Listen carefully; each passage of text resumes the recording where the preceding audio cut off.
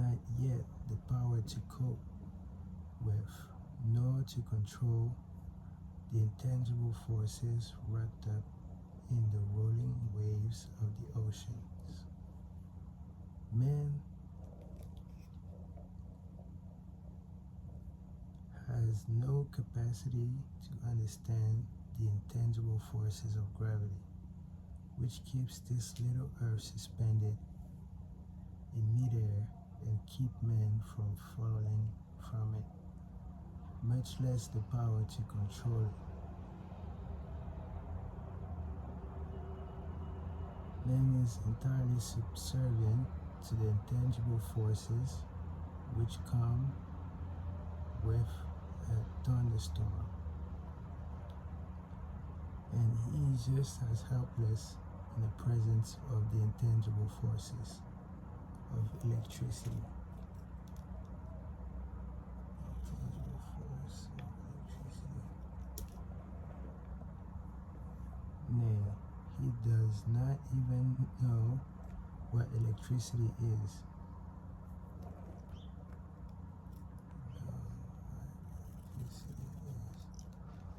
Where it comes from, or what its purpose is.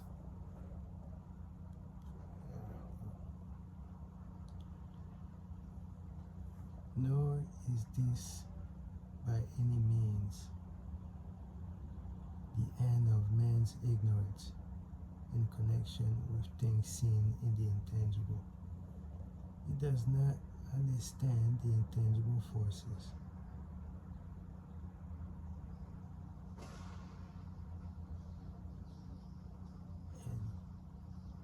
And intelligence wrapped up in the soul of the earth, the force which provides him with every morsel of food he eats, every article of clothing he wears, every dollar he carries in his pocket. The force which provides him with every morsel of food he eats, every article of clothing he wears, every dollar that he carries in his pocket. He doesn't understand.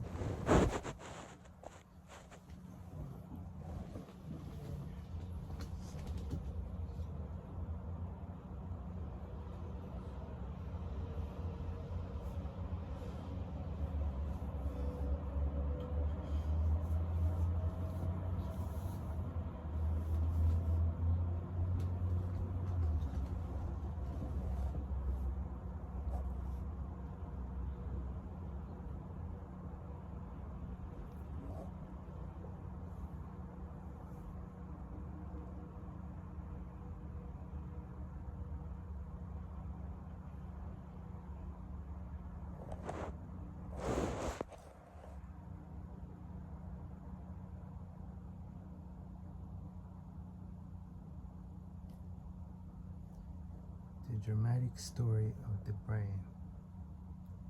Last but not least, man with all his boasted culture and education understand little or nothing of the intangible force, the greatest of all the intangible, of thought. Interesting.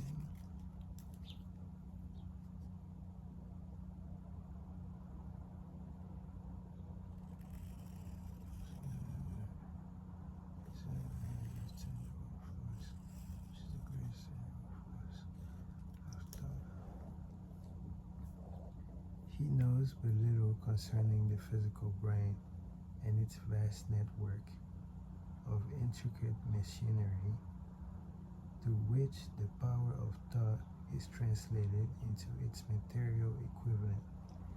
But he is now entering an age which shall yield enlightenment on the subject.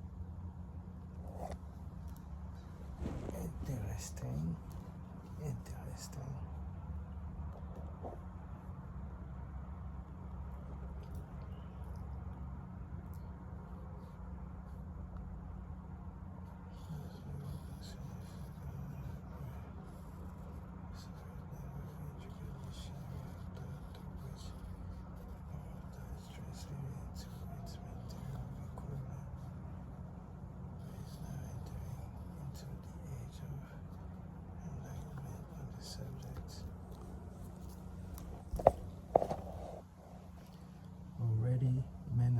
science have begun to turn their attention to the study of this stupendous thing called the brain. And while they are still in the kindergarten stage of their studies, they have uncovered enough knowledge to know that the central switchboard of the human brain, the number of lines which connect the brain cells one with another equal the figure 1 followed by 15 million ciphers. The figure is so stupendous, said Dr. C. Judson Eric of the University of Chicago, that astronomical figures detailing the hundreds of millions of light years become insignificant by comparison. It has been determined that there are from 10 billion to 14 billion nerve cells in the human cerebral cortex. And we know that all these are arranged in indefinite patterns. These arrangements are not haphazard. They are orderly. Very interesting, very interesting. 14 billion nerves in the cells of the human cerebral cortex. And we know that these are arranged in definite patterns.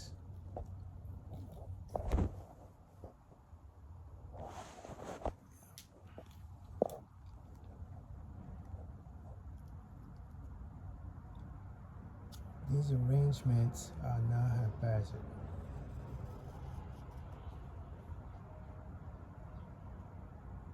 Meaning, like, it's not randomly arranged, like there's an order to the arrangement of things. They are orderly. Recently developed methods of electrophysiology, that's interesting, draws of action currents from very precisely located cells of fibers with micro electrodes, amplify them with radio tubes, and record potential differences to the millionth of a volt. Basically, I don't know what I just read, but yeah. The brain is amazing. And we still haven't got close to understanding the brain. Like, I think we haven't even used 10% of the brain yet. We use like 5% or something, and that's 5% is being generous. You probably using less than 5% of the brain. So imagine that.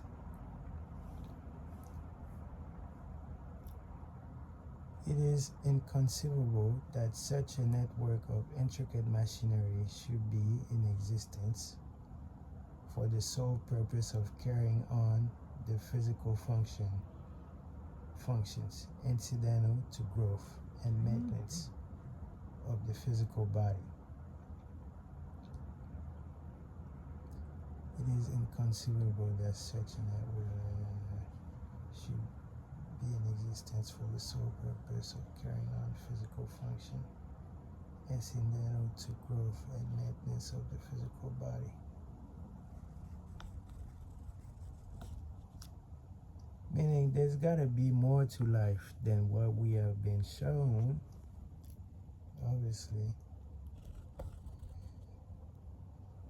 It is not likely that the same system which gives billions of brain cells to the media for communication one with another provides also the means of communication with other intangible forces.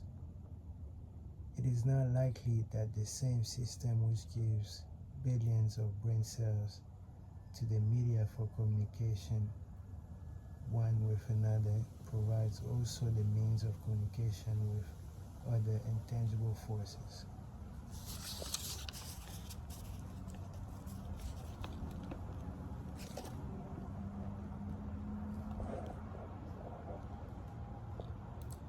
After this book had been written, just before the manuscript went After this book had been written, just before the manuscript went to publisher, there appeared in the New York Times Square an editorial showing that at least one university and one intelligent investigator in the field of mental phenomena are carrying on an organized research to which conclusions have been reached that parallel many of those described in the following chapter. The editorial briefly analyzed the work carried on by Dr. Rhyme and his associate at Duke University. Here we go. What is telepathy?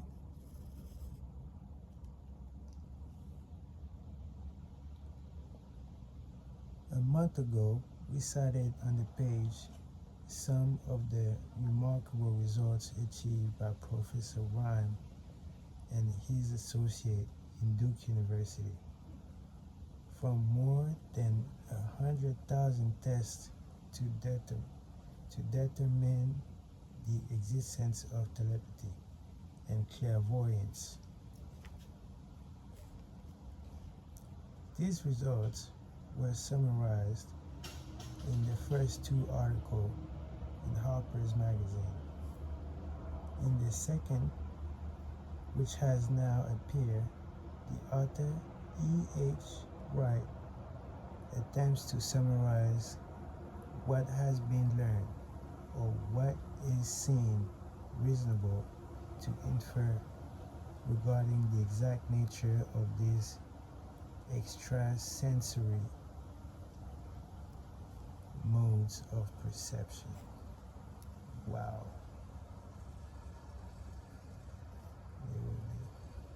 Wow.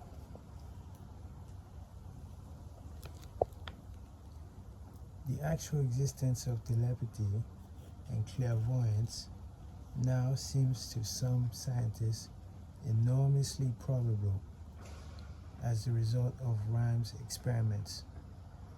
Various participants were asked to name as many cards in a special pack as they could, without looking at them and without other sensory access to them. About a score of men and women were discovered who could regularly name so many of the cards correctly that there was not one chance in many million of their having done their feats by luck or accident.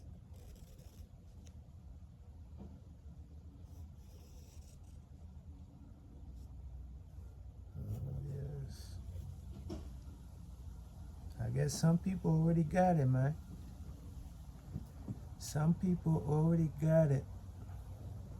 Some people already got it. That's all I'm gonna say. I want to say something else, but yeah. You get the picture. You get the picture. I hope. But how did they do them? These powers, assuming that they exist, do not seem to be sensory. There are no known organ for them. These experiments work just as well at distances of several hundred miles as they did in some in the same room. So distance doesn't matter.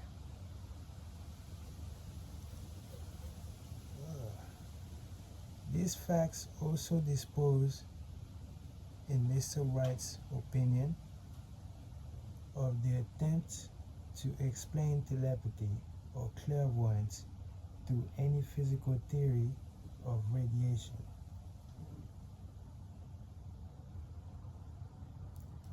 All known forms of radiant energy decline inversely as the square of the distance traversed. All known forms of radiant energy decline inversely as the square. All known forms of radiant energy decline inversely as the square of the distance traversed. Telepathy and clairvoyance do not.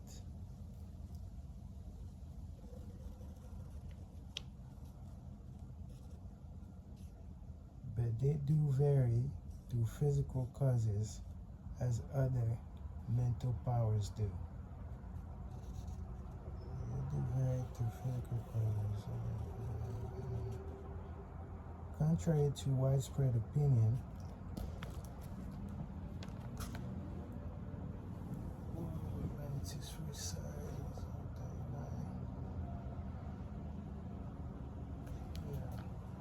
I think I'm gonna switch sides. Hold up. Hold up. They don't love you like I love you. Slow down. They don't love you like I love you. Back up. They don't love you like I love you. Slow down. They don't love you like I love you. And you see, what a wicked way.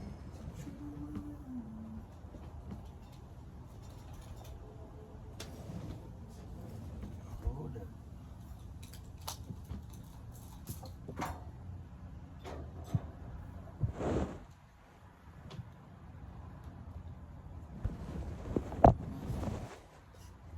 I'm so excited. So excited.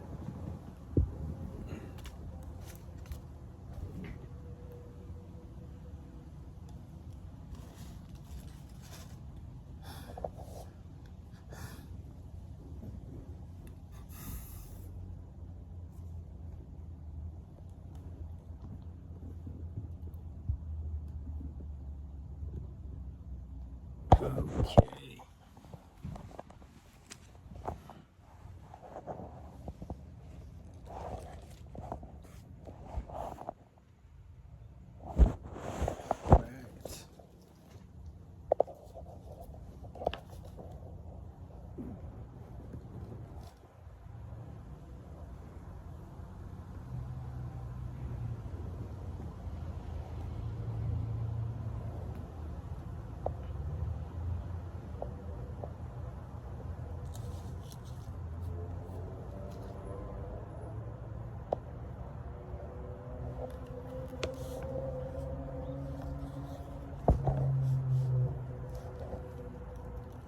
Contrary to widespread opinion, they do not improve when the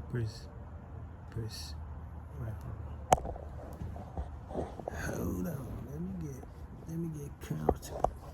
I got to get comfortable. Hold on. Wait a minute. Let me put some.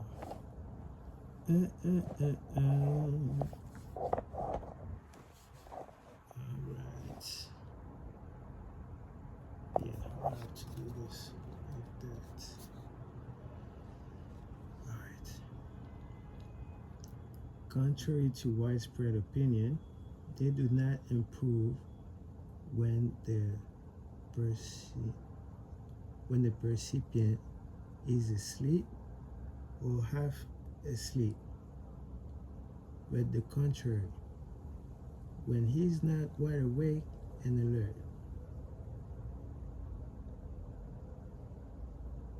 Contrary to widespread opinion, they do not improve when the percipient is asleep or half asleep, On the contrary, is most wide awake and alert. Rhyme discovered that a narcotic will invariably lower a percipient score. Damn, you can't be smoking weed, nigga. You can't be smoking weed, man. I'm sorry.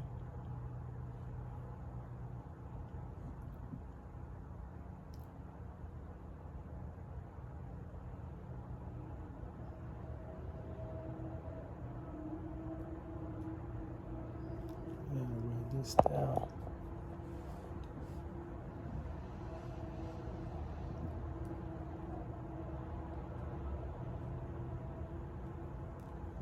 They do not prove that percipients is sleep or half asleep. Contrary, and the percipient wide awake and alert. Rhyme discovered that narcotic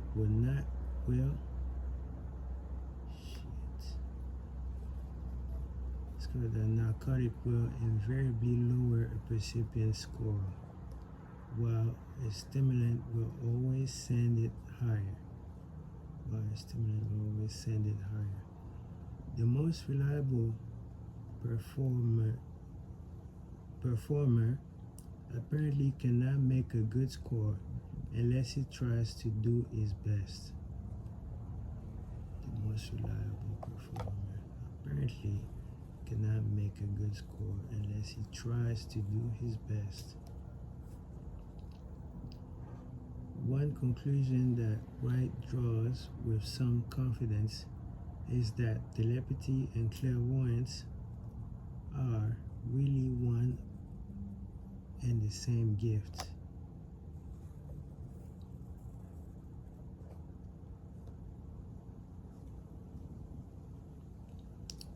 That is, the faculty that sees that is,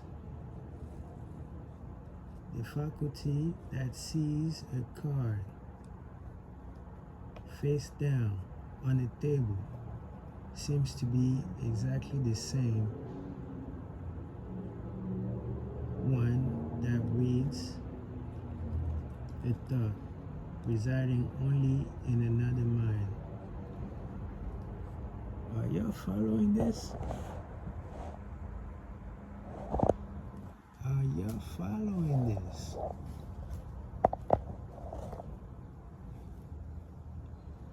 I hope y'all are. There are several grounds for believing this.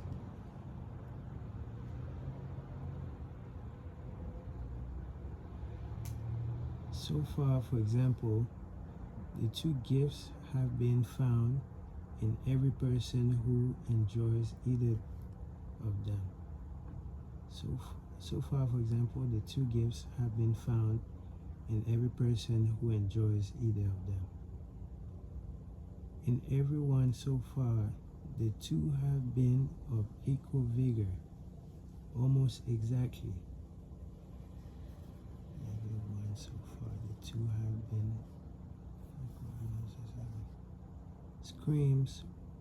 screens, walls, distances have no effect at all on either.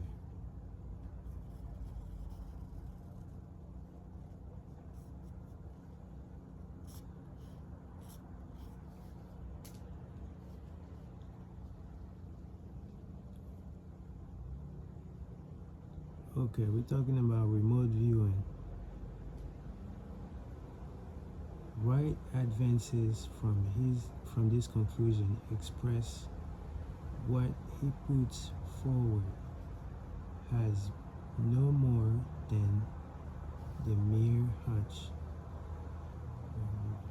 Wright advances from this conclusion to express what he put forward as no more than mere hunch that other extrasensory experiences, prophetic dreams, premonitions of disaster, and the like may also prove to be part of the same faculty.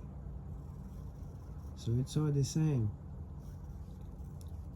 It's all the same. It's all the same.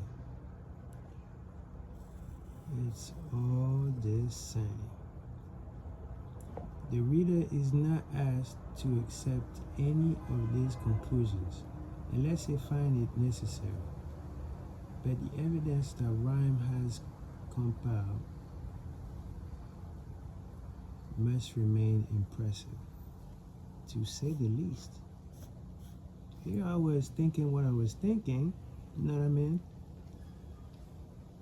And I was not thinking what is supposed to be gave, if you know what I mean.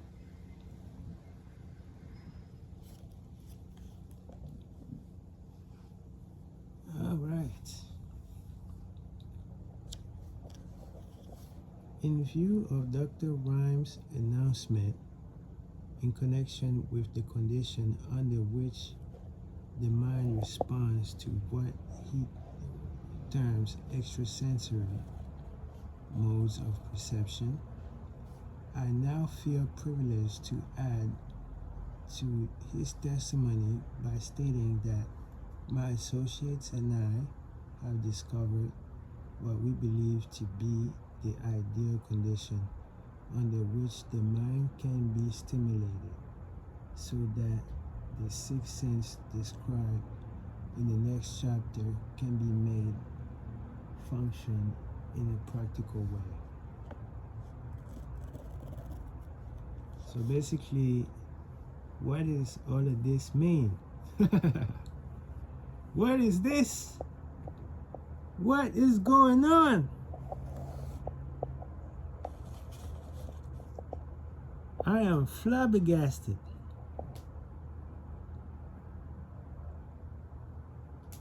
Flabbergasted.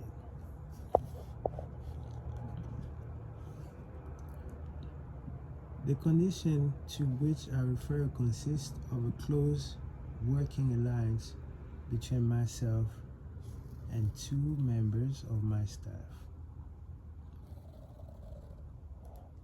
Through experimentation and practice, we have discovered how to stimulate our minds by applying the principle used in connection with the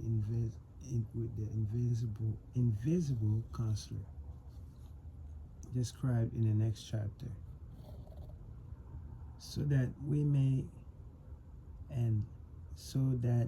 can, by a process of blending our three minds into one, find the solution of a great variety of personal problems which are submitted by my clients. The procedure is very simple. We sit down at a conference table, clearly state the name of the problem,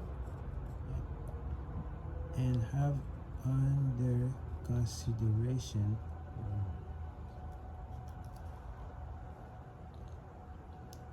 let me read this again.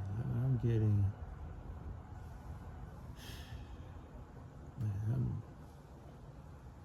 anyway. We sit down at a conference table, clearly state the nature of the problem we have under consideration, then begin to discuss it. Then begin discussing it. Okay.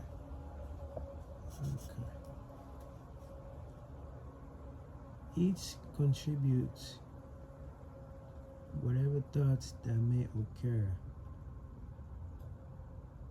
The strange thing about this method of mind stimulation is that it takes each participant in communication with unknown sources of knowledge, definitely outside his own experience.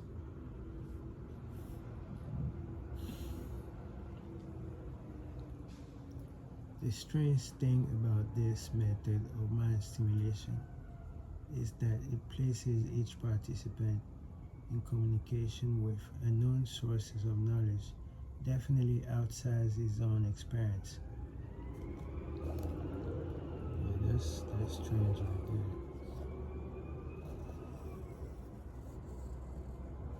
That's strange right there. If you understand the principle described in the chapter on the mastermind, you of course recognize the roundtable procedure here described as being practical application of the mastermind. Okay, I can understand that much. This method of mind stimulation through harmonious discussion of definite subjects between three people illustrate the simple and most practical use of the mastermind.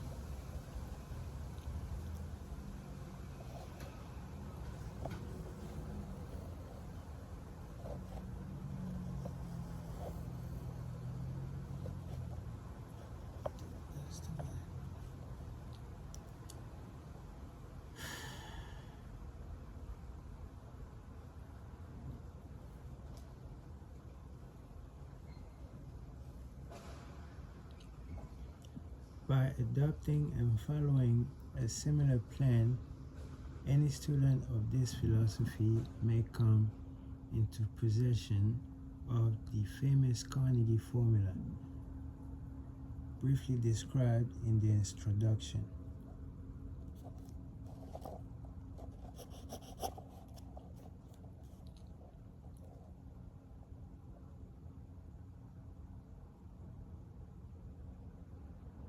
If it means nothing to you at this time, mark this page and read it again after you have finished the last chapter. This means something to me for sure. I'm still read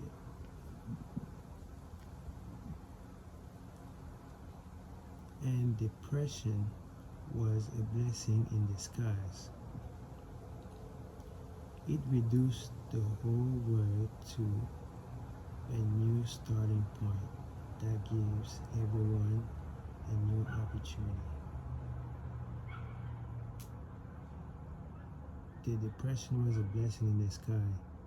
It reduced the whole world to a new starting point that gives everyone a new opportunity. Interesting.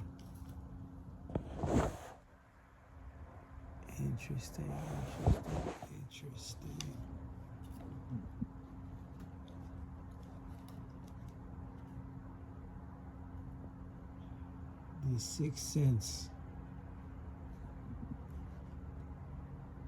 the door to the temple of wisdom, the 13th step towards riches. The 13th principle is known as the sixth sense.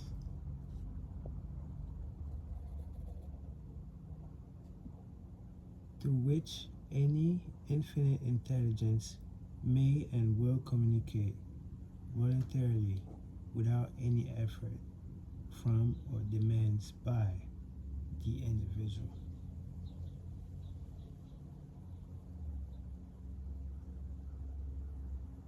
The 13th principle is known as the sixth sense, through which infinite intelligence may and will communicate voluntarily without any effort from or demand by the individual.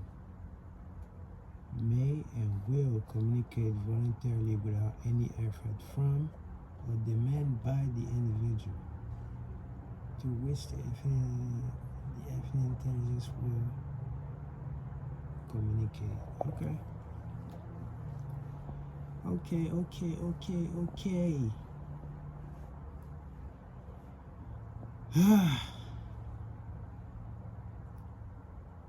Wow. It's a lot. It's a lot. It's a lot. It's a lot. It's a lot. It's a lot. It's a lot. All right. It's a, yeah.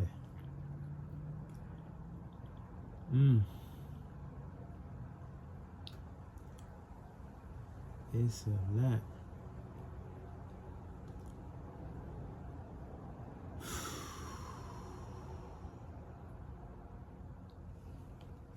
All right, come on. This principle is the apex of this philosophy.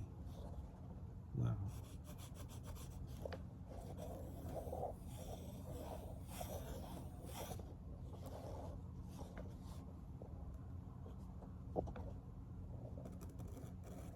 This philosophy.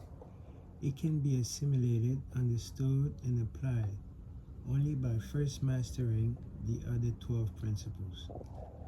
Oh yeah, you gotta put in that work, baby. And nothing for free. And nothing for free.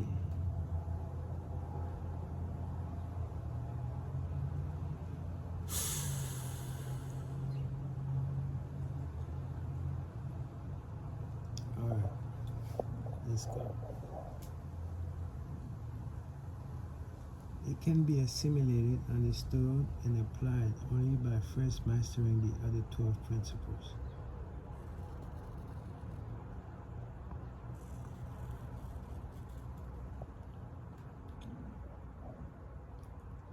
The sixth sense is that portion of the subconscious mind which has been referred to as the creative imagination.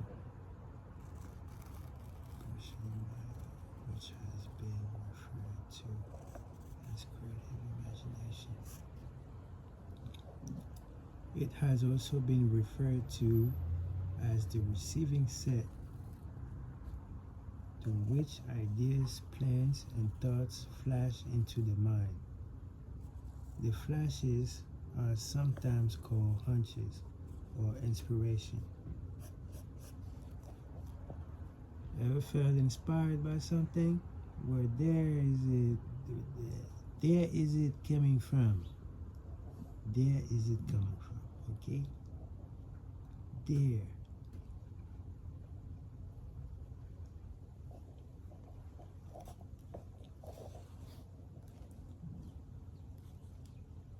The sixth sense defies description. It cannot be described to a person who has not mastered the whole principles of this philosophy, because such a person has no knowledge and no experience with which the sixth sense may be compared.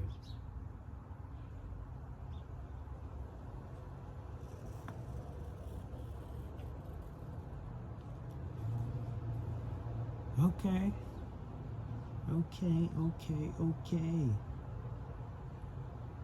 All right.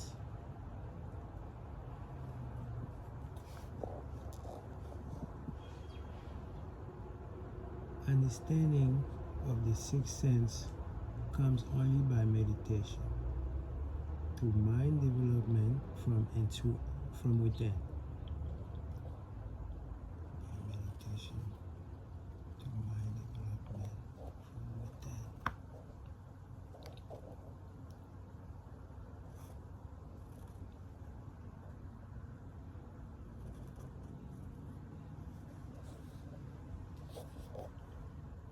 The sixth sense probably is the medium of contact between the infinite mind of man and infinite intelligence. And for this reason, it is a mixture of both the mental and the spiritual.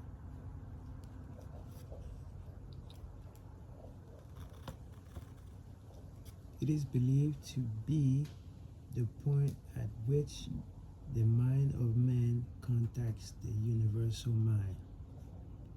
To be the point at which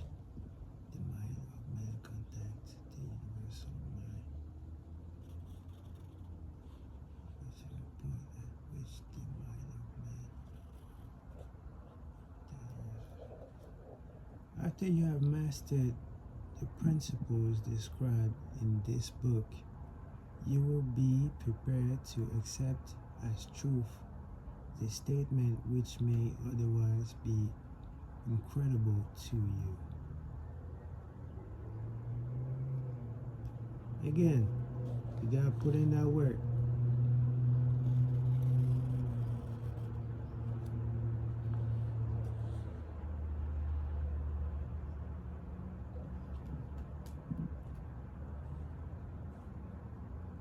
Through the aid of the sixth sense, you will be warned of impending dangers in time to avoid them. Oh, okay. Through the aid of the sixth sense, you will be warned of impending dangers in time to avoid them, and notified of opportunities in time to embrace them. That sounds like you be guided. You be guided. You be guided, man.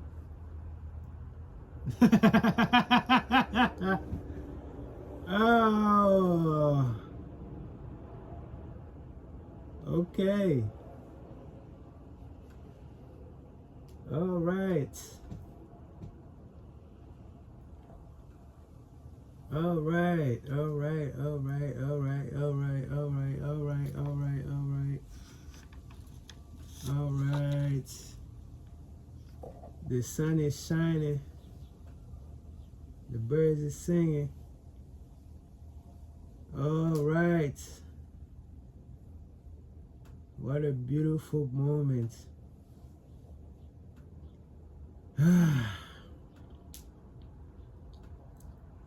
What a beautiful moment. Indeed. Indeed, indeed, indeed. Indeed. Indeed. Let's go. Let's go. Let's go.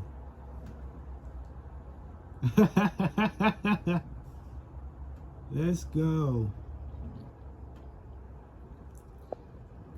All right, all right, all right, all right. Okay.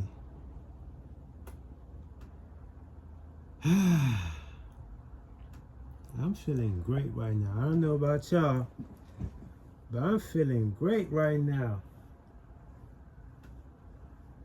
Oh, yes. Okay.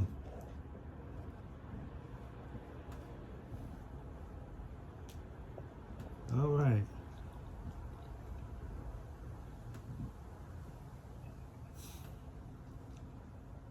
There comes to your aid and to your building, there comes to your aid and to your bidding with the development of the sixth sense, a guardian angel.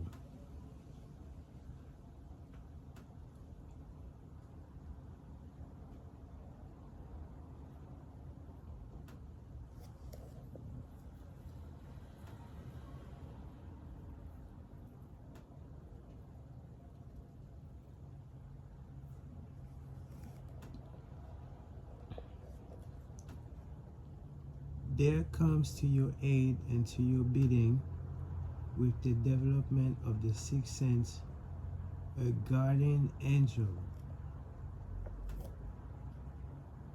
Holy moly guacamole.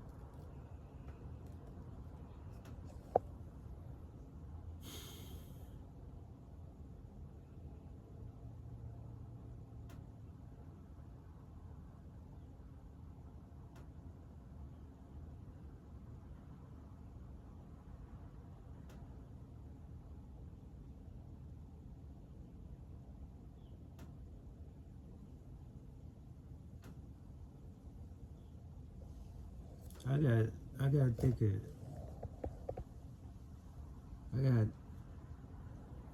take a break. Let's see. I gotta take a break. I gotta take a break. I gotta take a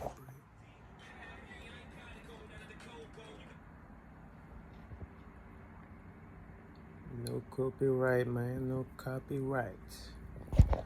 Okay.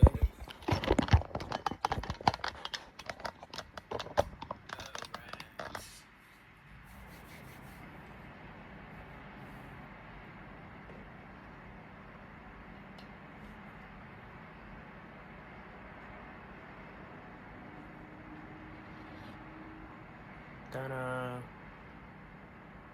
It's like eggs,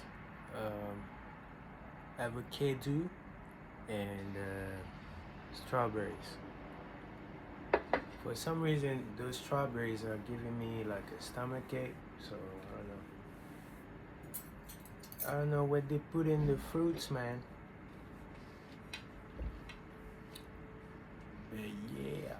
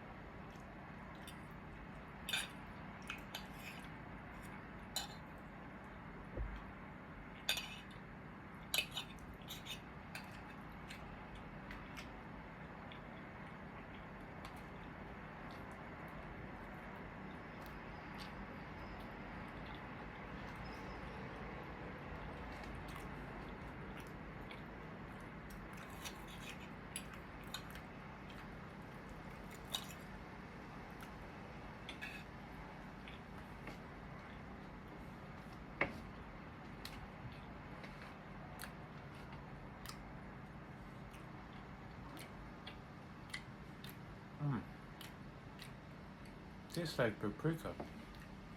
Did she add paprika in the eggs?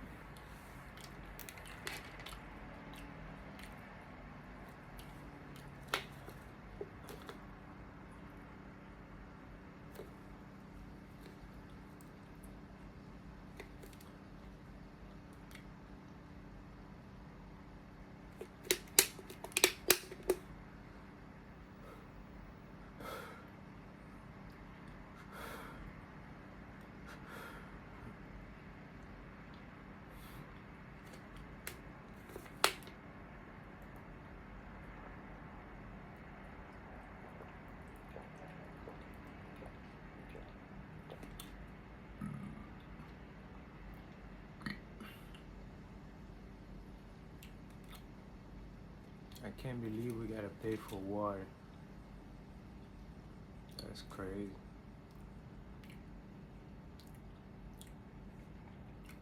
Oh well, not my problem.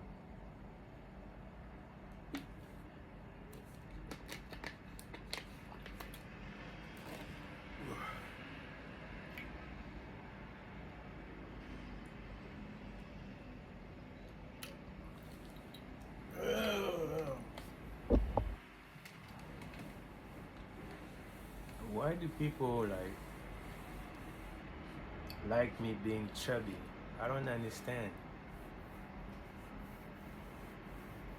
I don't understand. I need to have more muscles right here, you know what I mean? Oh.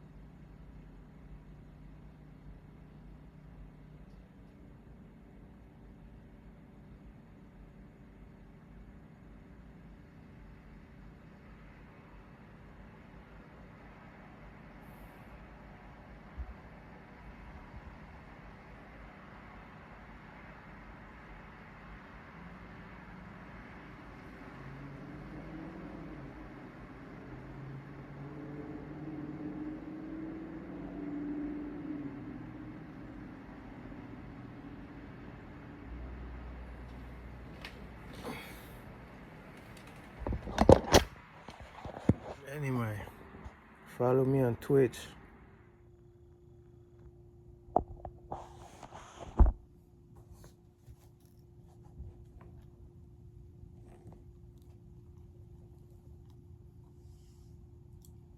Man has not the capacity to understand the intangible forces of gravity. Intangible force of gravity, which keeps this little earth suspended midair and keeps man from falling from it, much less the power to control that force.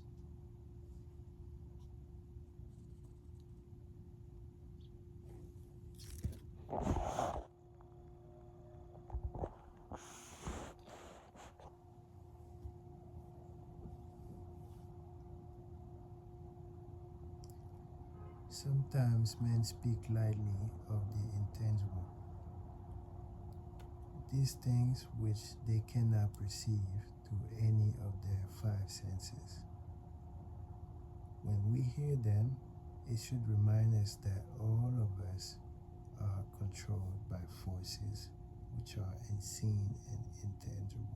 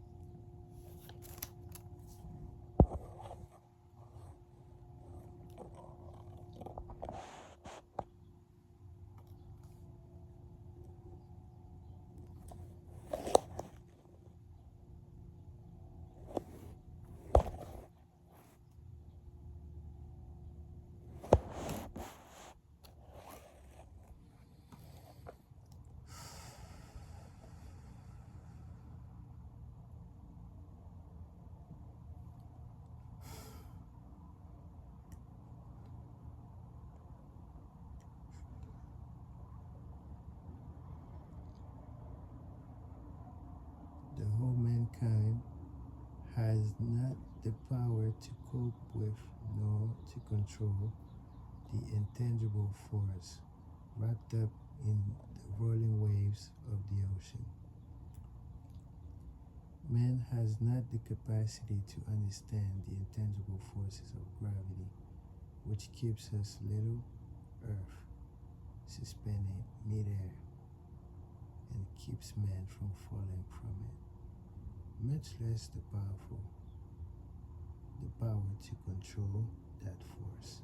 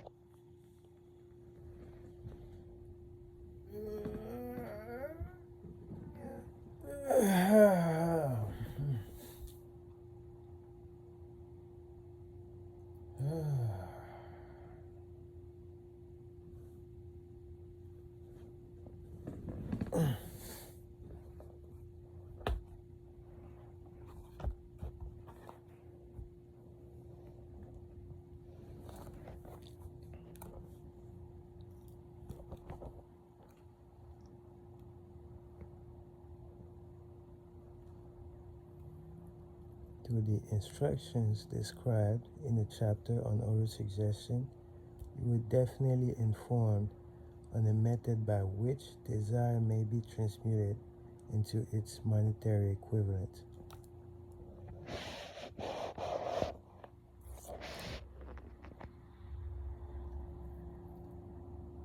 Operations of your mental broadcasting station is a comparatively simple procedure.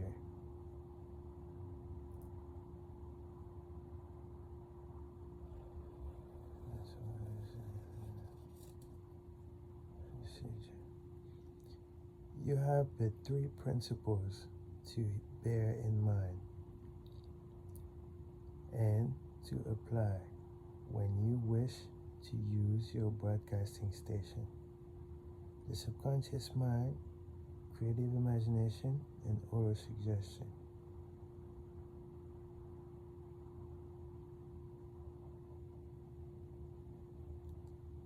You have the three principles to bear in mind. Wish to use a broadcasting station: creative imagination and autosuggestion.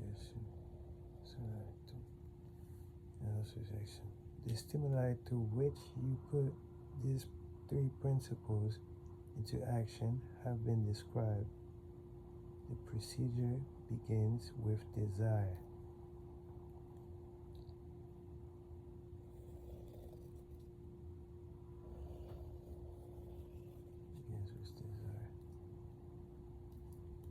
The greatest forces are intangible.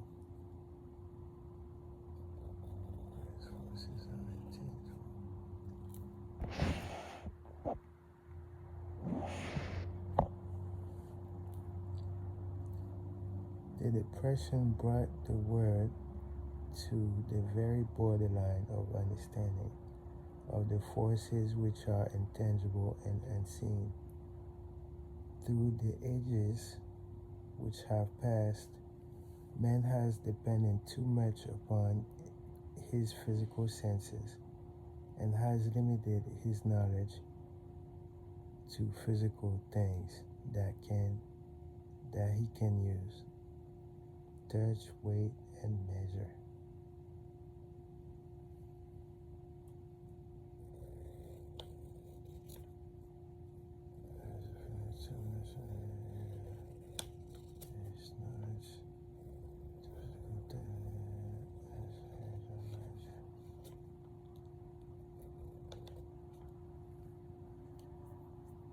We are now entering most marvelous of all ages. Isn't this beautiful? We are now entering the most marvelous of all the ages. An age which will teach us something of an intangible force of the word about us.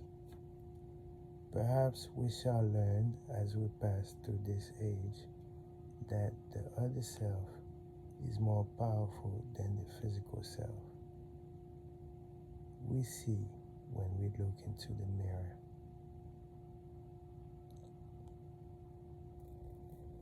The other self is more powerful than the physical self. We see when we look into the mirror.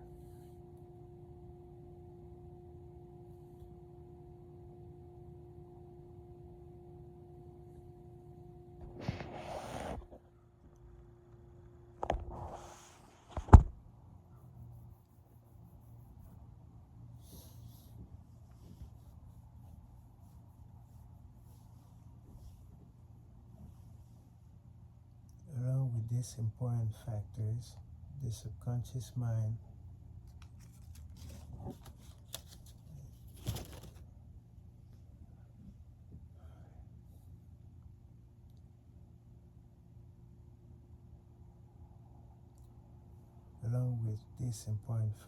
of the subconscious mind and with the faculty of creative imagination, which constitute the sending and receiving set of your mental broadcasting machinery. Consider now the principle of autosuggestion, which is the medium by which you may put into operation your broadcasting station.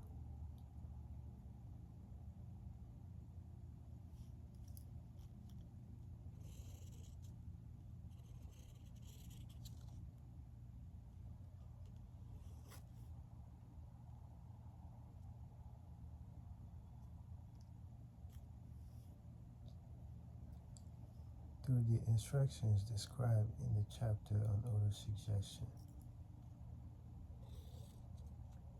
you were definitely informed of the method by which desire may be transmuted into its monetary equivalent. Through the instruction described in the chapter on autosuggestion, you were definitely informed on the method by which desire may be transmuted into its monetary equivalent.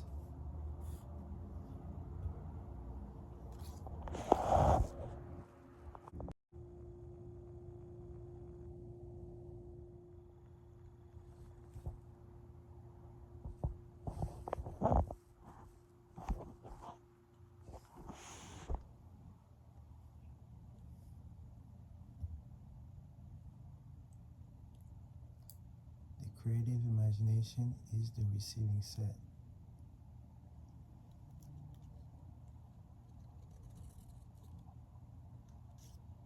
Through which the vibration of thought are picked up from the ether.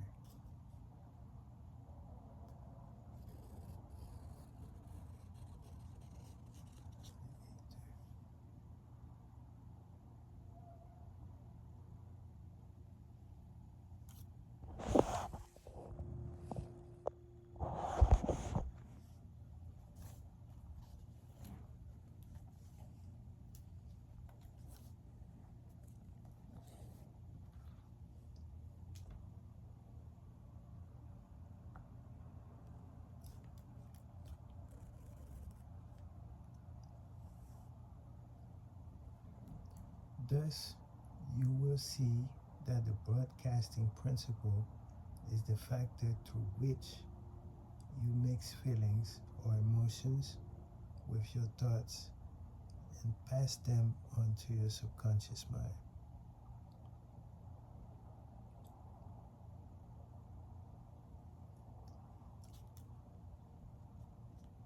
The broadcasting principle is the factor through which you mix feelings or emotions with your thoughts and pass them on to your subconscious mind.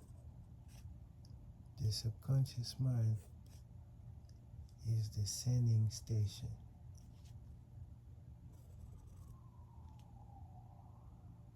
It's the sending station of the brain.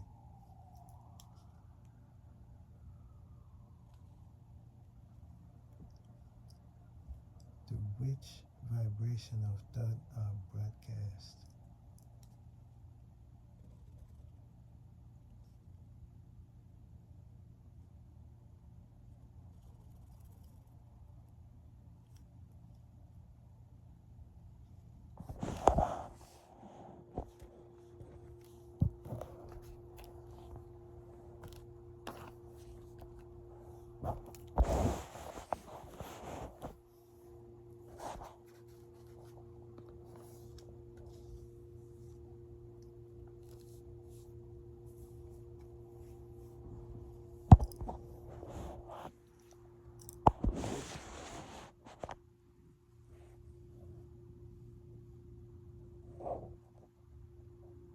The emotion of sex stands at the head of the list of the human emotion as far as intensity and driving force are concerned.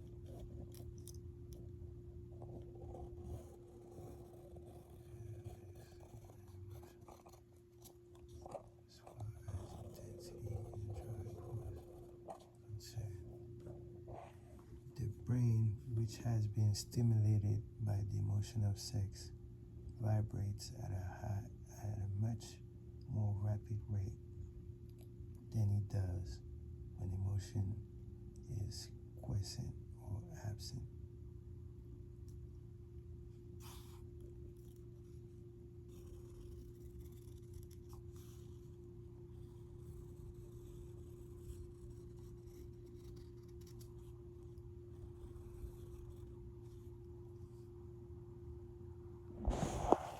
This is what we were talking about yesterday, guys. You gotta transmute the sexual energy, man. You gotta raise the kundalini, man. Kundalini. You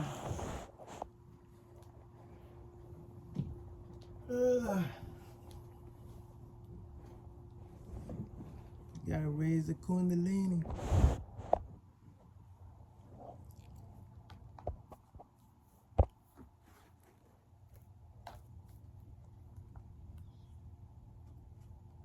The result of sex transmutation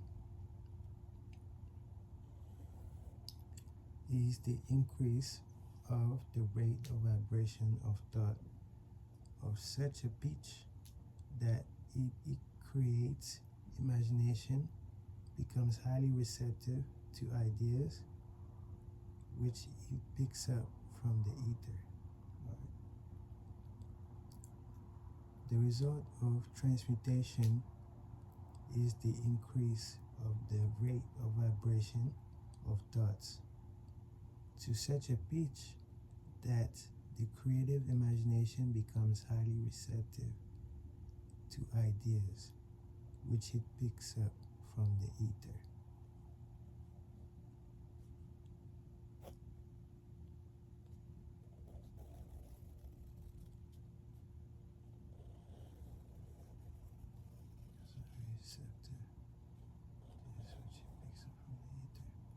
On the other hand, when the brain is vibrating at a rapid rate, it can not only attract thoughts and ideas released by other brain to the medium of the ether, but it gives one's own thoughts that feeling, which is essential before those thoughts will be picked up and acted upon by the subconscious mind.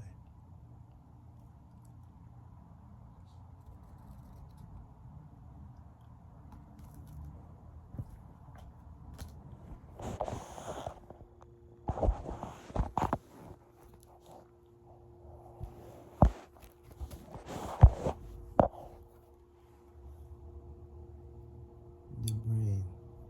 Chapter 13. The broadcasting and receiving station for thought. The 12th step towards riches. More than 20 years ago, the author, working in conjunction with the late Dr. Alexander Graham Bell and Dr. Elmer R. Gates, observes that every human brain is both a broadcasting and receiving station of vibration of thought.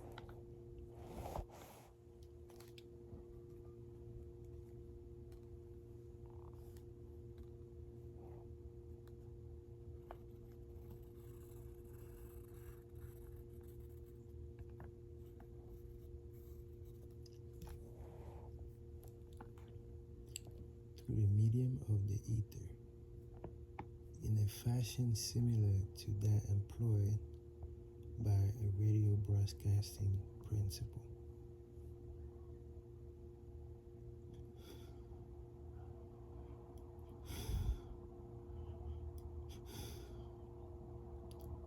Every human brain is capable of picking up vibrations of thought which are being released by other brains.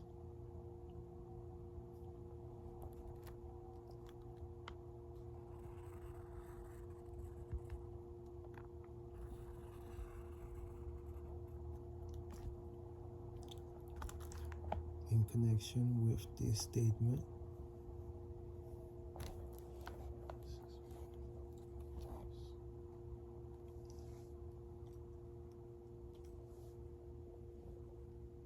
in the preceding paragraph, compare and consider the description of the creative imagination outlined in the chapter on imagination. Connection with statement in the preceding paragraph, compare and consider the description of the creative imagination as outlined in the chapter on creative imagination.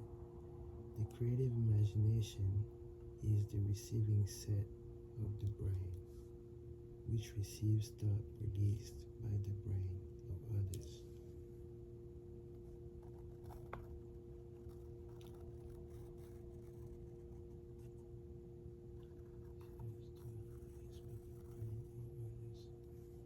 It is the agency of communication between one's conscious or reasoning mind and the four sources on which one may receive thought stimuli.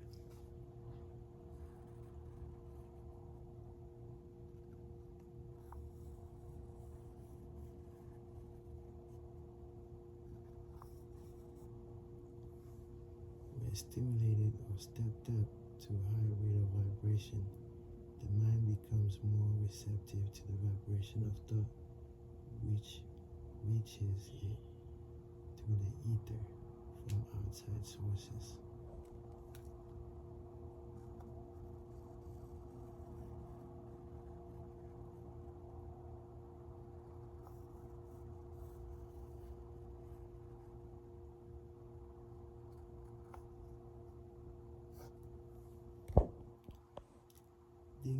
This stepping up process takes place through the positive emotions or the negative emotions.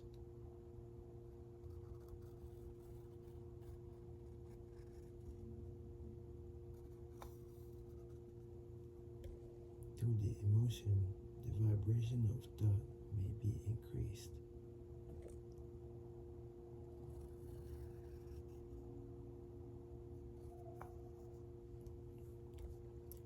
Vibrations of an exceedingly high rate are the only vibrations picked up and carried by the ether from one brain to another.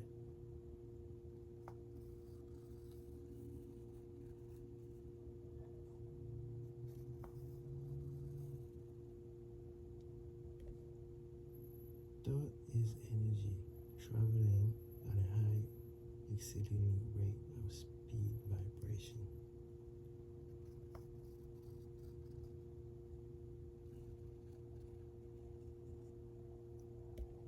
Thought which has been modified or sped up by any of the major emotions vibrate at a much higher rate than ordinary thought, and is this type of thought which passes from one brain to another through the broadcasting machinery of the human brain.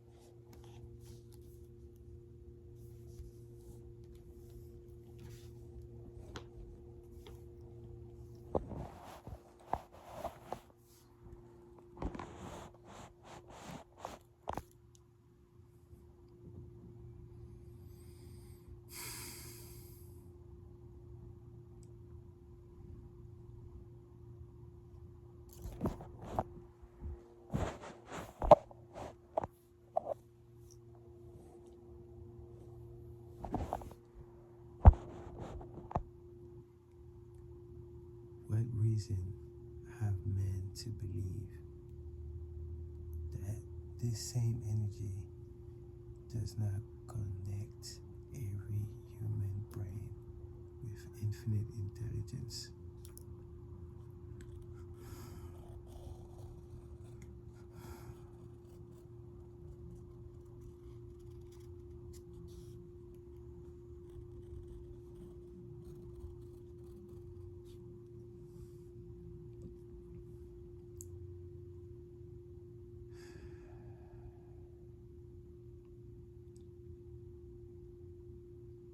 There are no toll gates between the infinite mind of man and the infinite intelligence.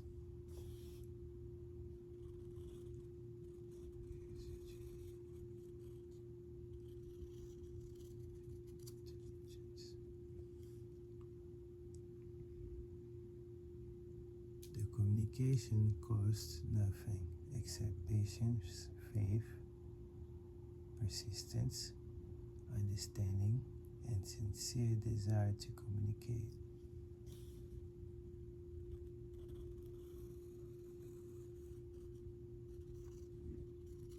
Understanding, sincere desire to communicate.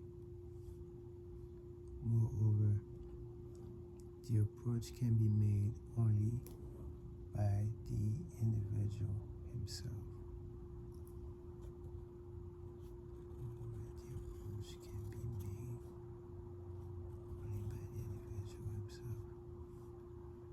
Paid prayers are worthless.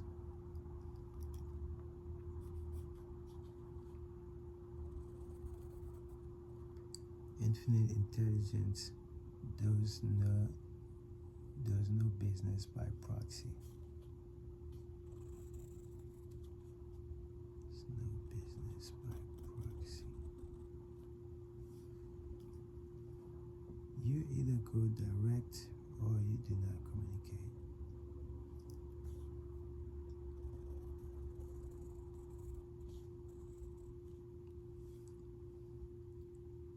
You may buy prayer books and repeat. You may buy prayers. Well, you may buy prayer books and repeat them until the day of your doom without avail.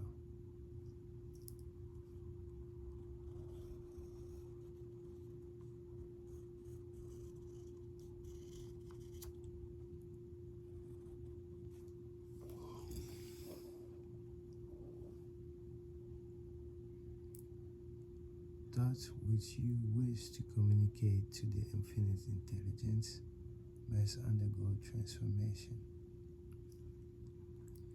such as can be given only through your own subconscious mind.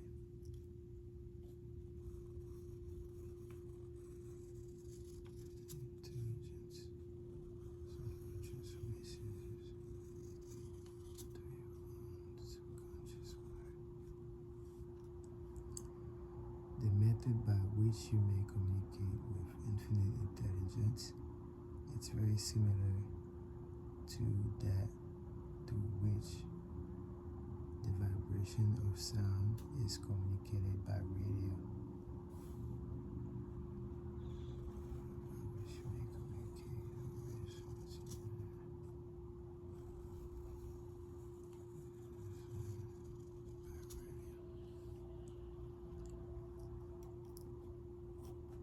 The method by which you may communicate with infinite intelligence is similar to that through which the vibration of sound is communicated by radio. If you understand the working principle of radio, you of course know that sound cannot be communicated through the ether until it has been sped up or changed into a rate of vibration which the human ear cannot detect.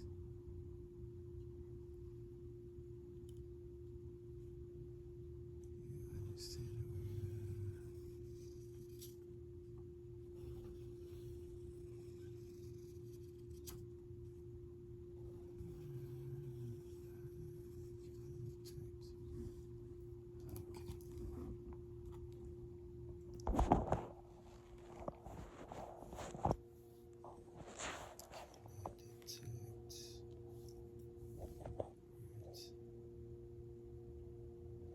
The radio sending station picks up the sound of the human voice and scrambles or modifies it by speeding up the vibration millions of times.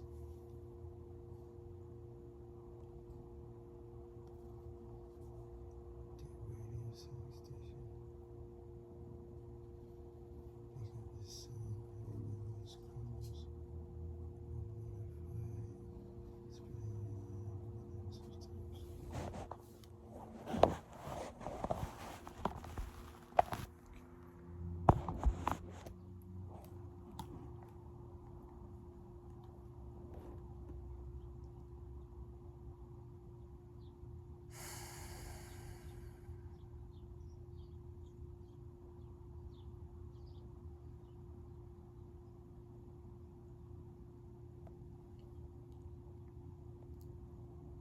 Only in this way can the vibration of sound be communicated through the ether.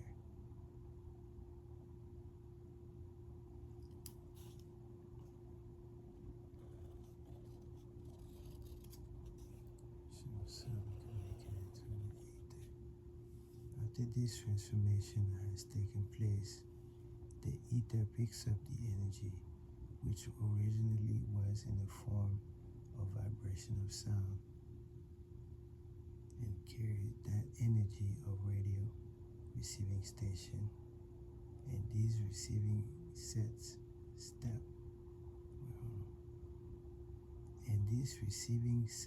step the energy back down to its original rate of vibration so it may be recognized as sound.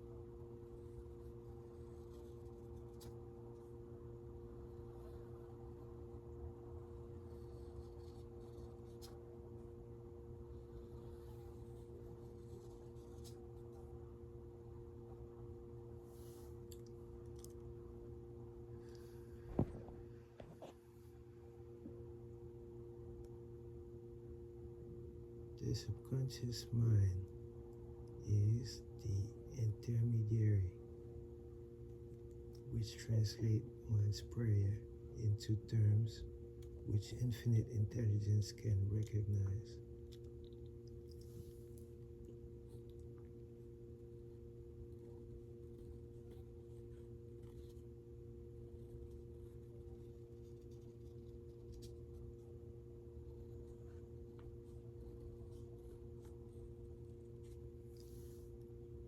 Presents the message and brings back the answer in form of definite plan or idea for procuring the object of prayer, of the prayer. It's the message and brings back the answer in form of definite plan or idea for procuring the object of prayer. Understand this principle and you will know why mere words read from a prayer book cannot and will never serve as an agency of communication between the mind of man and the infinite intelligence.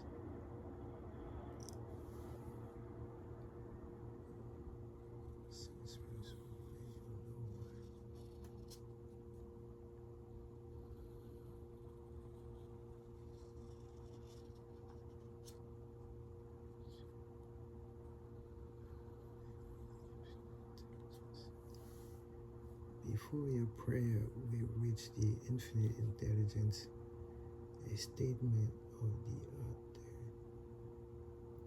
theory only. It probably is transformed from its original thought vibration into terms of spiritual vibration. Before your prayer will reach infinite intelligence,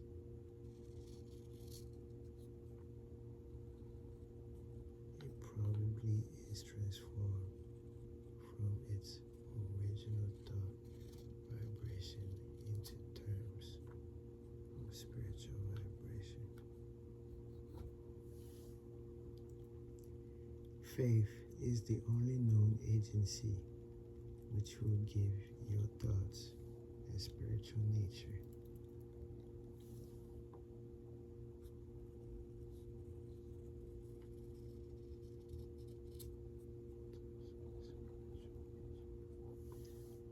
Faith and fear make poor bedfellows. Where one is found, the other cannot exist.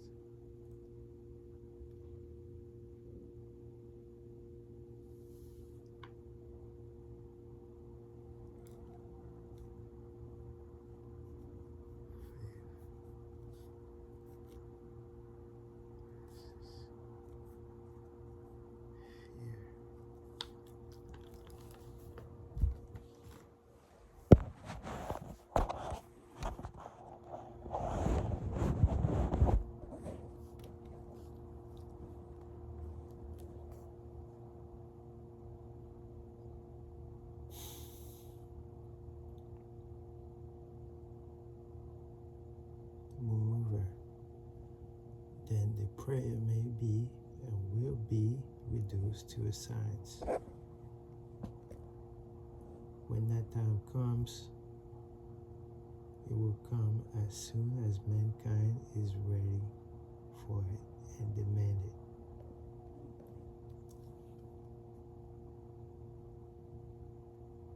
When that time comes, as soon as mankind is ready and demand it. No one will approach the universal mind in a state of fear.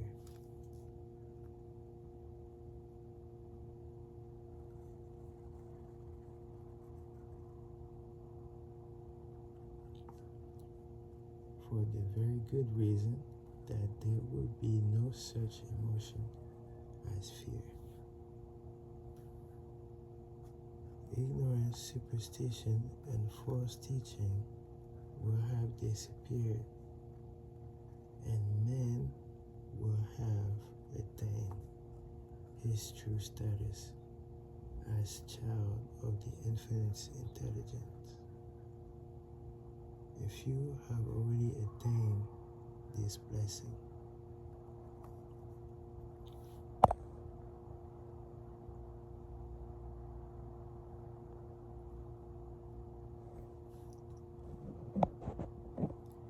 if you believe this prophecy is far-fetched, take a look at the human race in retrospect.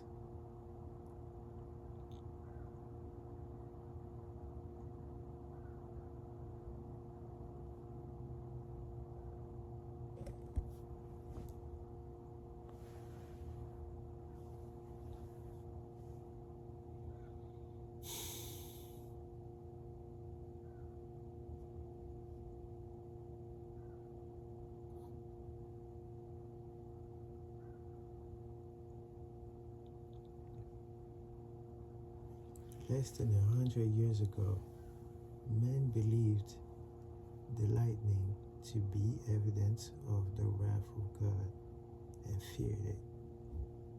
Now, thanks to the power of faith, men have harnessed the lightning and made it turn the wheels of industry. Much less than that, 100 years ago, men believed the space between the planets to be nothing but a great void, a stretch of dead nothingness. Now that this same power of faith,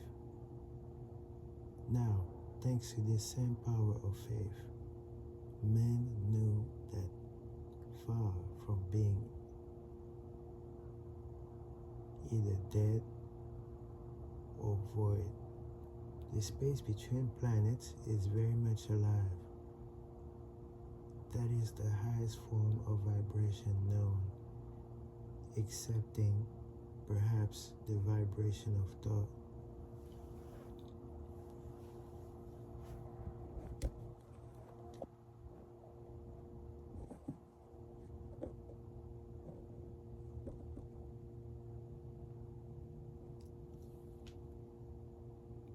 The space between the planets is very much alive.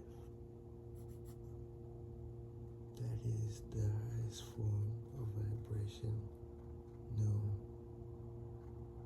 excepting perhaps the vibration of thought.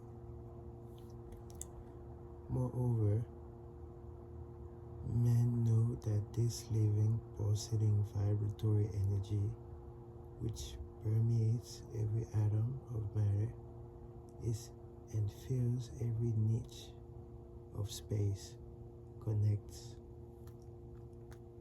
every human brain with every other human brain.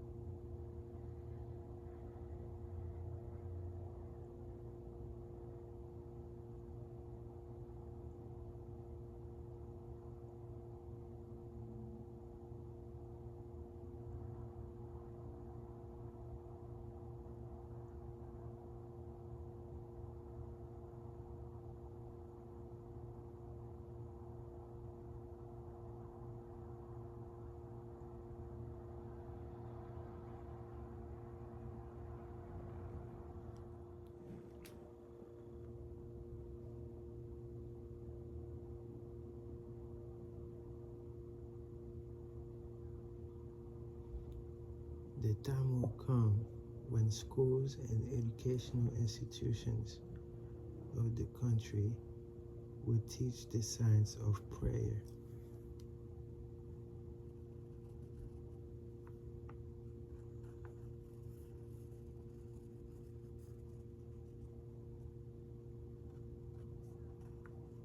The science of prayer.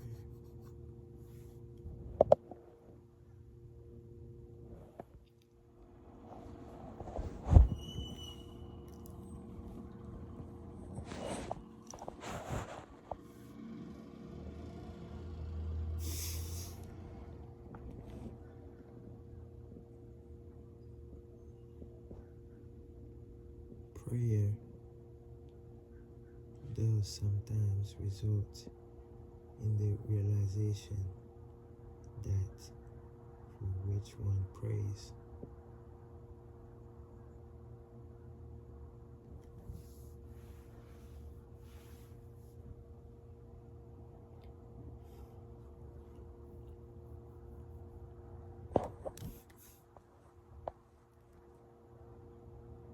Prayer does sometimes result in the realization of that for which one prays.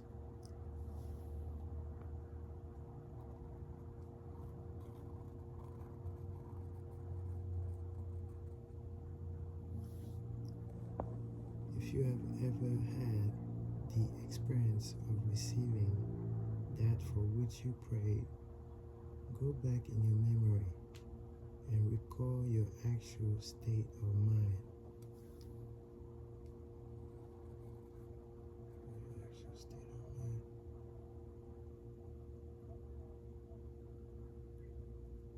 If you have ever had the experience of receiving that for which you prayed, go back in your own memory and recall your actual state of mind, what you were praying, and you will know for sure that the theory here described is more than a theory.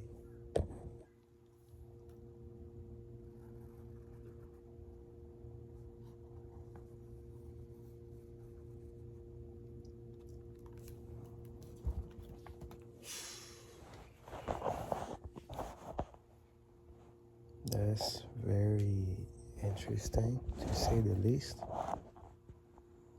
I mean,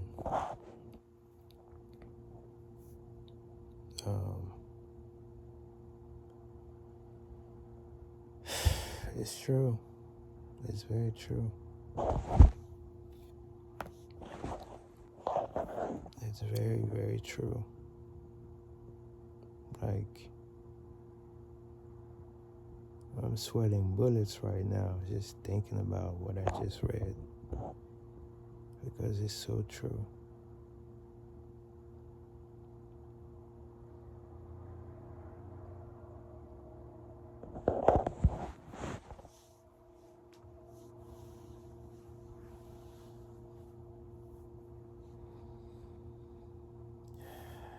I'm over here shivering and shit like this.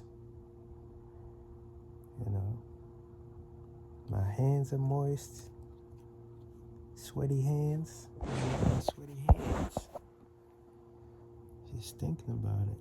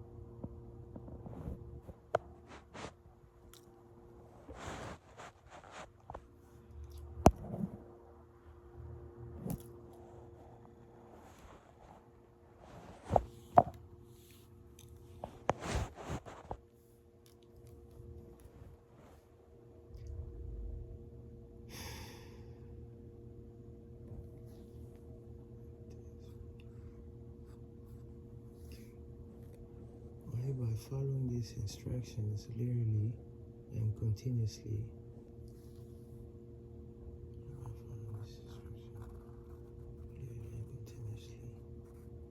can you gain control over your subconscious mind? The presence of a single negative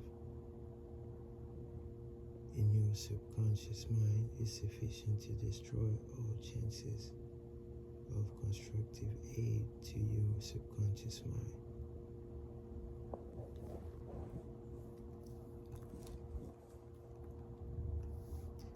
The presence of a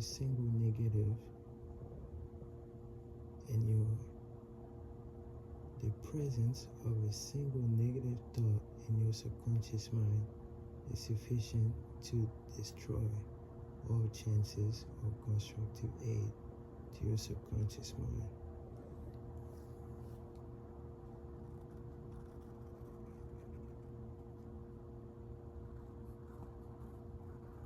Destroy all chances of constructive aid to your subconscious mind.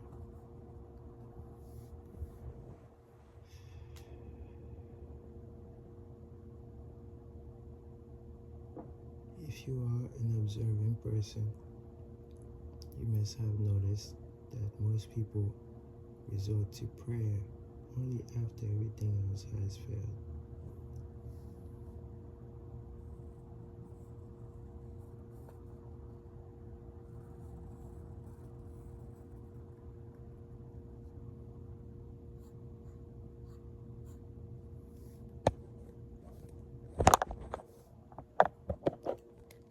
Or else, they pray by ritual of meaningless words.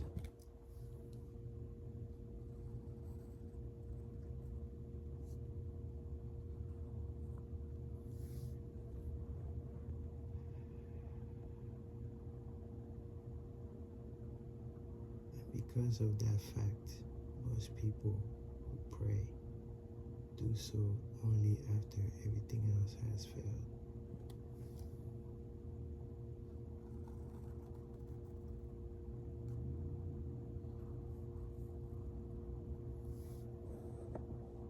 They go to prayer with their minds filled with fear and doubt.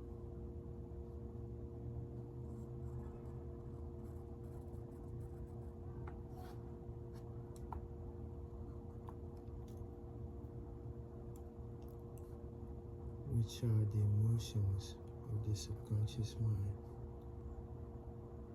acts upon and passes to your infinite intelligence. Likewise, that is the emotion which infinite intelligence receives and acts upon.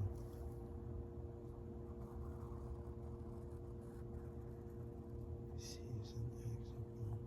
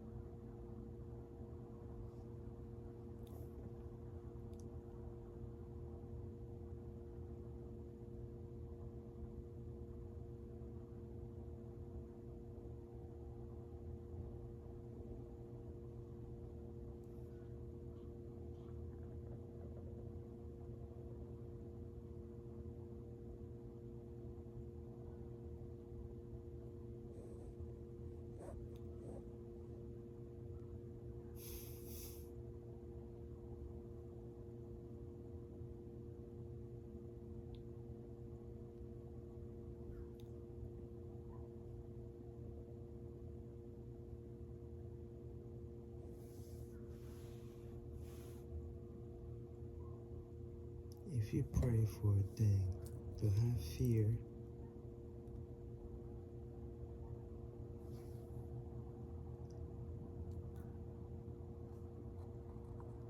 if you pray for a thing but have fear as you pray that you may not receive it, or that your prayer will not be acted upon by the infinite intelligence, your prayer will have been in vain.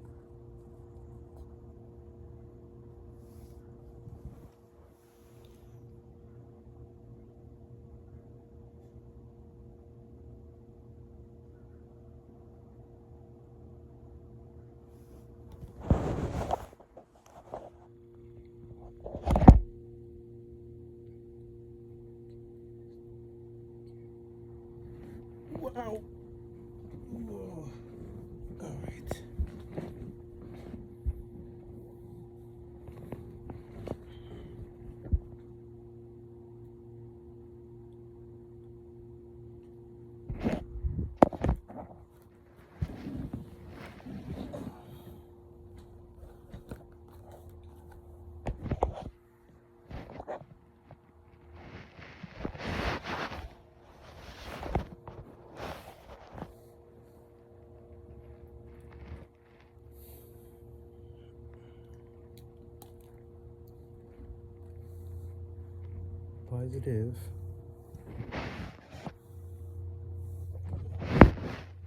Positive and negative emotions cannot occupy the mind at the same time.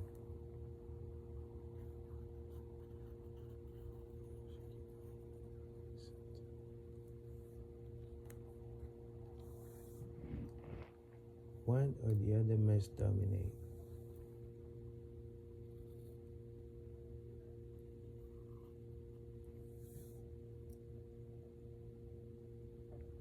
It is your responsibility to make sure that positive emotions constitute the dominating influences of your mind.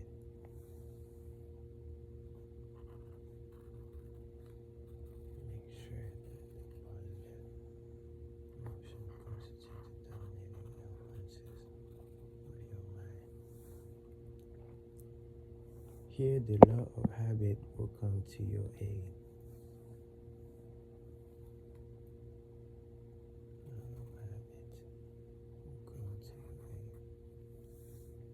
From the habit of applying and using positive emotions. Habit of applying and using positive emotions.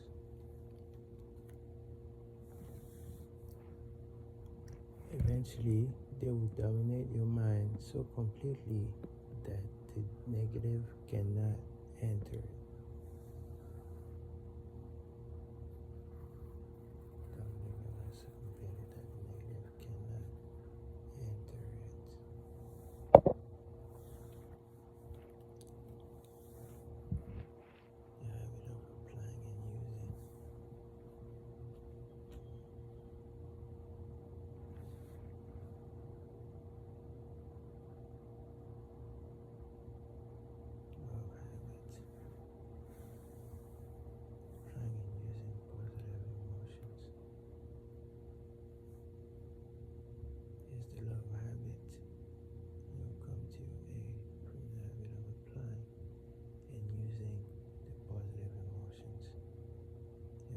They will dominate your mind and so completely that negative cannot enter it. And that's a powerful statement.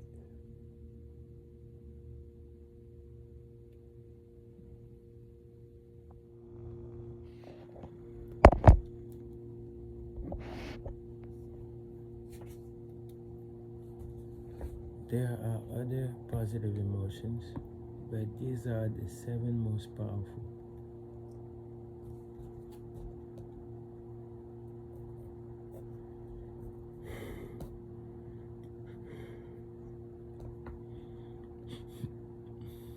And the ones you cannot comply.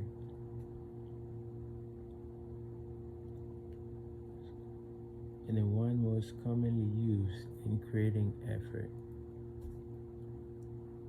Master these 7 emotions. They can be mastered only by use.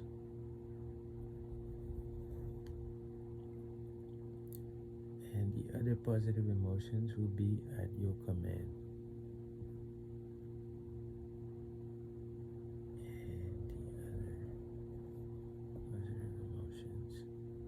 Be at your command when you need them.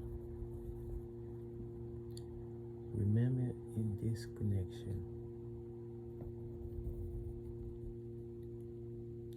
that you are studying a book which is intended to help you develop a money consciousness.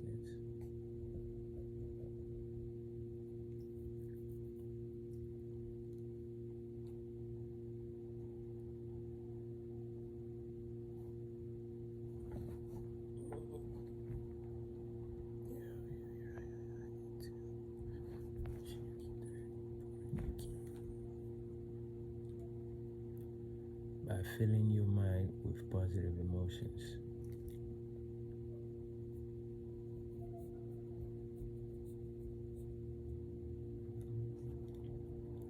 One does not become money conscious by filling one's mind with negative emotions.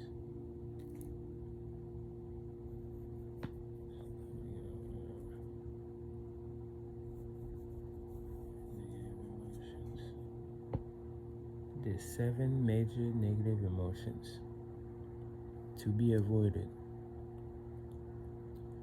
The emotion of fear, the emotion of jealousy, the emotion of hatred, the emotion of revenge, the emotion of greed, the emotion of superstition, and the emotion of anger.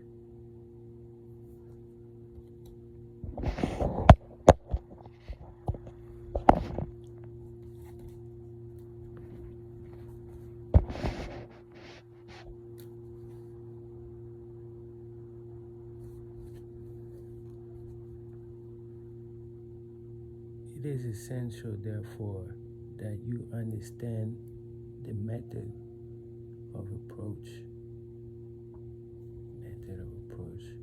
for this inner audience. You may speak its language, or it will heed your call. Understand best the language of emotion or feeling. It understands best the language of emotion or feeling. Let us therefore describe here the 7 major positive emotions and the 7 major negative emotions, so that you may draw upon the positive and avoid the negative when giving instruction to your subconscious mind.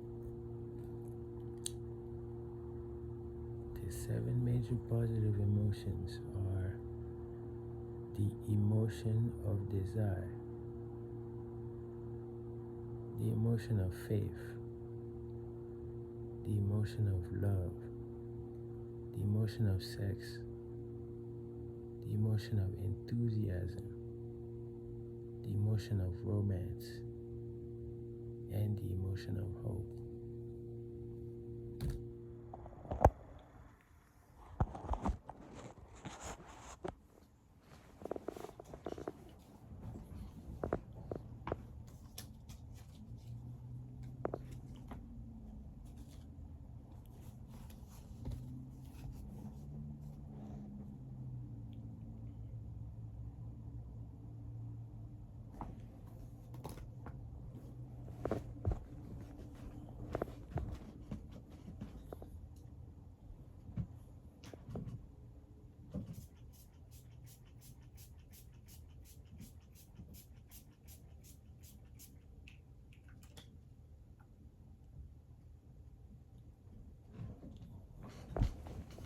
Oh, by the way, this right here is pretty cool.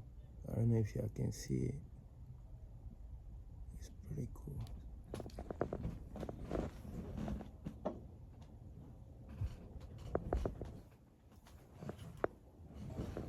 Alright, let's get back to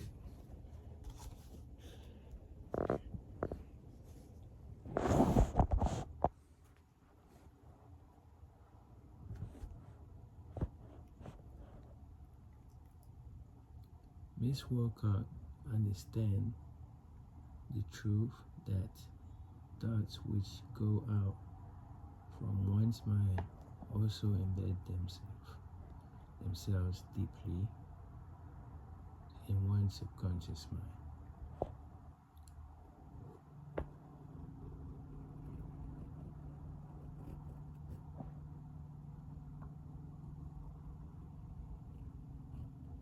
Whether they serve as magnet, pattern, or blueprint by which the subconscious mind is influenced while translating them into their physical equivalent.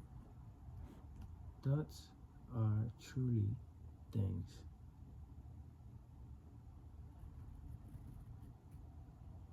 For the reason that every material thing begins in the form of thought energy.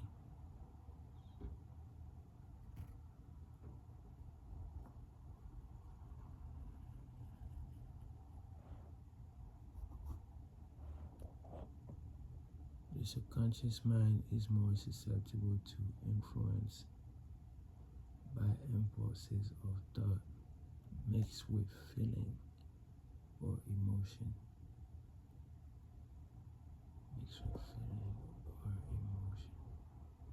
Than by those originating solely in the reasoning mind.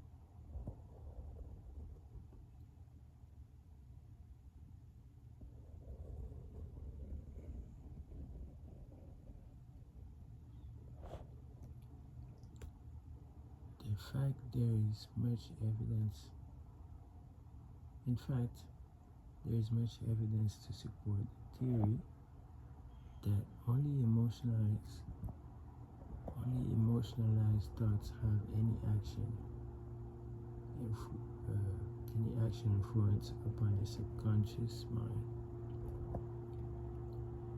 It is a well-known fact that emotion or feeling rules the majority of people.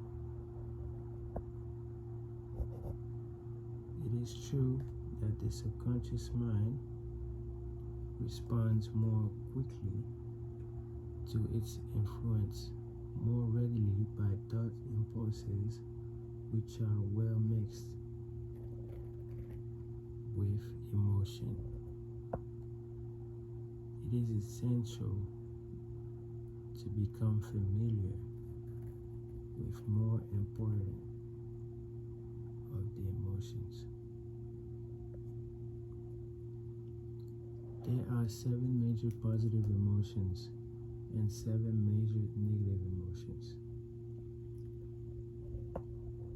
7 positive and 7 negative.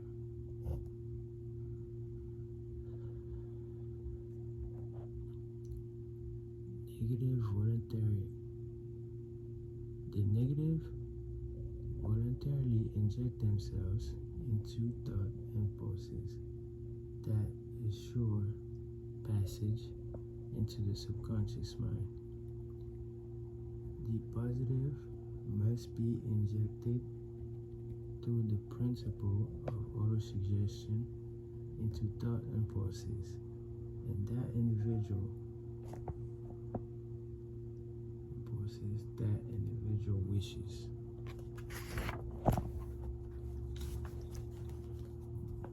To pass to his subconscious mind.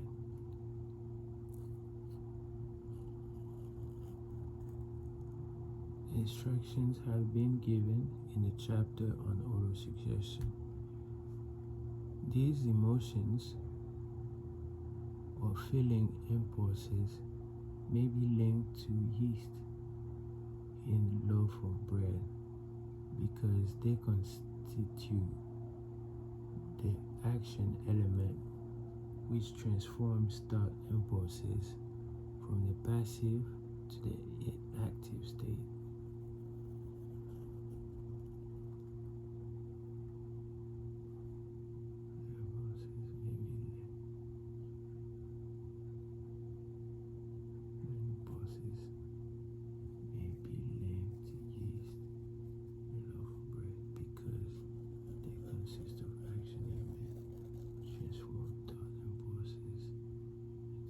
Thus may one understand why thought impulses that have been well mixed with the emotion are acted upon more readily than thought impulses originating in cold reason.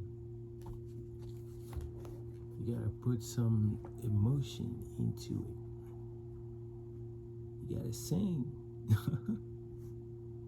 Sing your heart out. You are preparing yourself to influence and control the inner audience, your subconscious mind.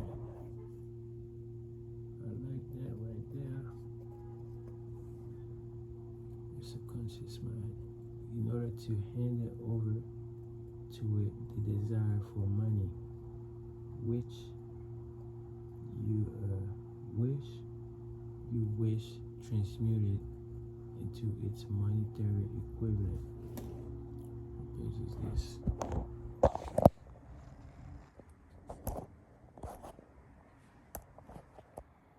What's up, guys? We trying something different. You might not be able to see me, but at least you'll hear me. How about that?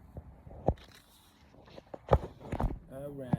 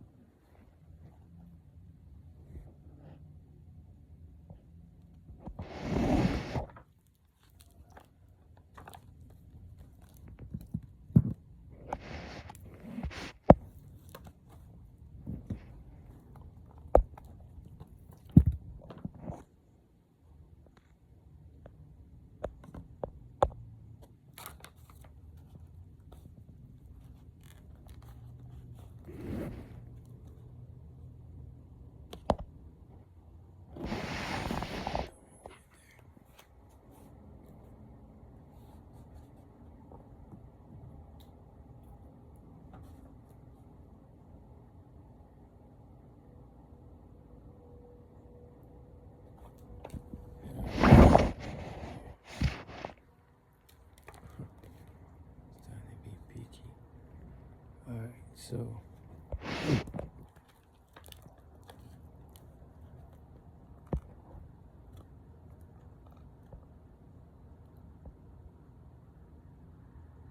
remember? Alright, cool. Oh man. I got this.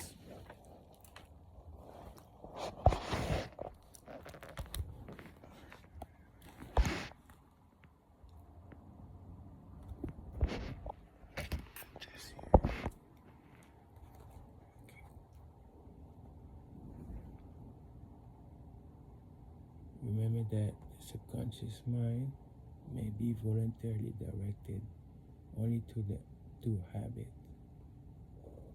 The subconscious mind may be voluntarily directed only to habit. Under the direction given in the chapter on faith, you have not yet had time to master faith. Be patient. Be persistent. A good many statements on these chapters on faith and auto suggestion will be repeated here for the benefit of your subconscious mind. Remember,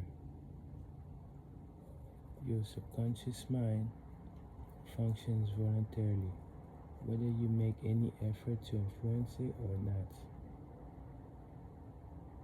This naturally suggests to you that thoughts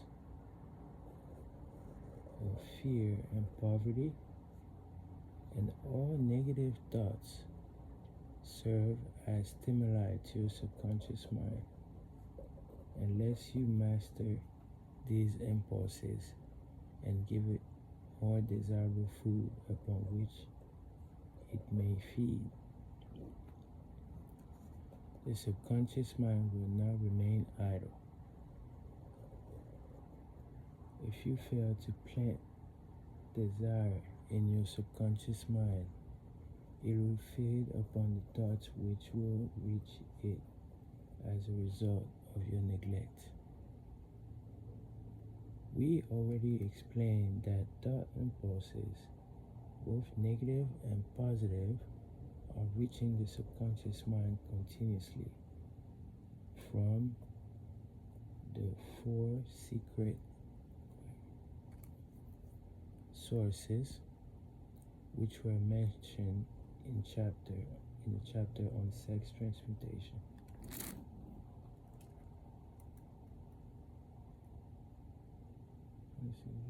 To the four sources which were mentioned in the chapter sex transmutation. For the present, it is sufficient if you remember that you are living daily in the midst of all manner of thought impulses which are reaching your subconscious mind without your knowledge. Some of these impulses are negative, some positive. You are now engaged in trying to help shut off the flow of negative impulses and to aid in voluntarily influencing your subconscious mind to positive impulses of desire.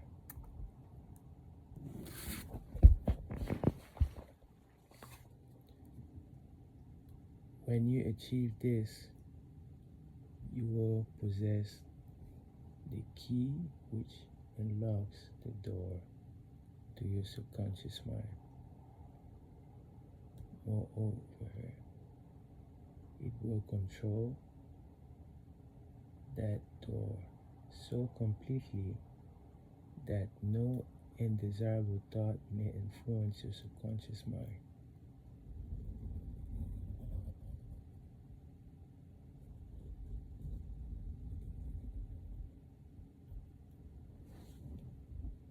It helps to take notes, guys. Just saying.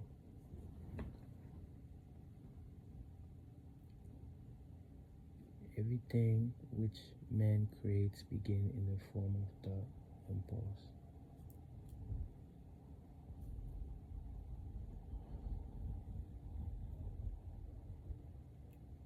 Man can create nothing which he does not first conceive in thought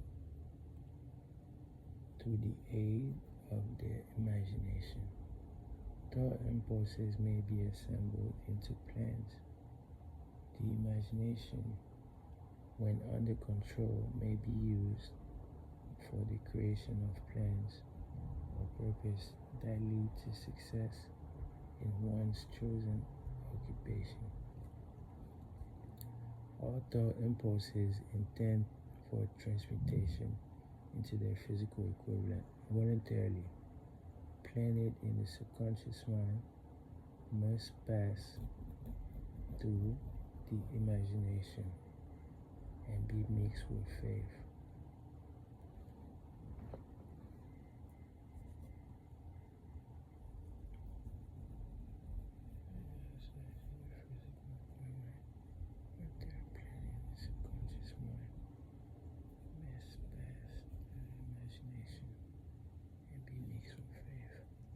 The mixing of faith with a plan or purpose intended for the submission of your subconscious mind may be done only through the imagination.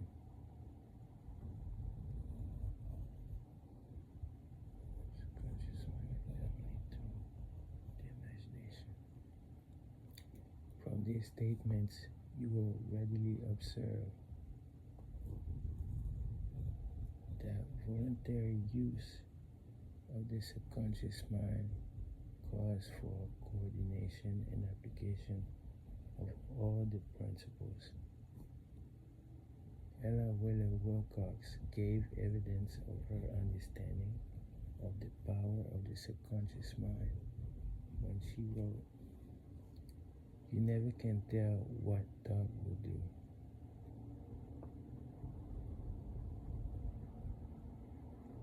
bringing you hate or love. For thoughts are things, and their airy wings are swifter than carrier doves. They follow the law of the universe. Each thing creates its kind, and they speed over the track to bring you back whatever went out from your mind.